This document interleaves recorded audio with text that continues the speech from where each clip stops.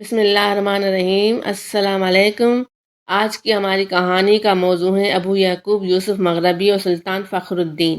ابو یعقوب یوسف ایک بزرگ آدمی تھے۔ ایک بار وہ دمشق گئے اور وہاں بیمار ہو گئے۔ دمشق میں نہ کوئی پہچانتا نہ تھا، یہ ایک سڑک کے کنارے پڑے رہے، نہ کوئی عزیز تھا نہ کوئی علاج کرنے والا۔ اچھے ہونے کے بعد باہر گئے تاکہ شاہی باغ میں رکھوالی کی خدمت میں نوکر ہو جائیں۔ سلطان نور الدین کے ایک باغ میں مقرر ہو گئے کی نوکری کو 6 مہینے گزر چکے تھے کہ ایک روز میووں کی تیاری کے زمانے میں بادشاہ اپنے باغ میں آیا۔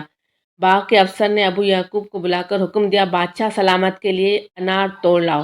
ایک انار توڑ لائے۔ بادشاہ نے چکھا تو کھٹا تھا، ان سے کہا ایک اور لے آؤ۔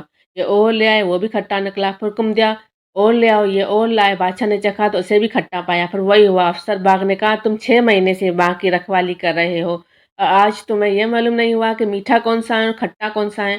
ابو یعقوب نے جواب دیا آپ نے مجھے رکھوالی پر رکھا ہو، چکھنے اور کھانے پر تو نہیں رکھا۔ باغ کے افسر کو اس ایمانداری اور پرہیزگاری پر حیرت ہوئی۔ اس نے جا کر بادشاہ کو سارا قصہ سنایا۔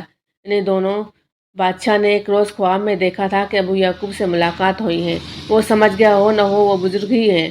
انہیں بلایا اور پوچھا آپ کا نام ابو یعقوب ہے؟ انہوں نے کہا جی ہاں۔ بادشاہ گلے ملا اور اپنے پاس بٹھا لیا، پھر ان کو اپنے ساتھ کیا، دعوت کی اور کئی روز مہمان رکھا۔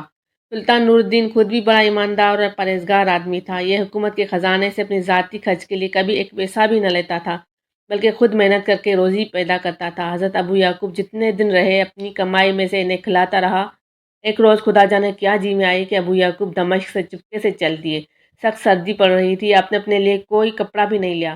یہ بزرگ شاہان مغربی کی اولاد میں سے تھے۔ موزہ کرک لوح میں ان کا مزار ہے۔ سبحان اللہ، کیسے کیسے نیک اور ایماندار مسلمان تھے۔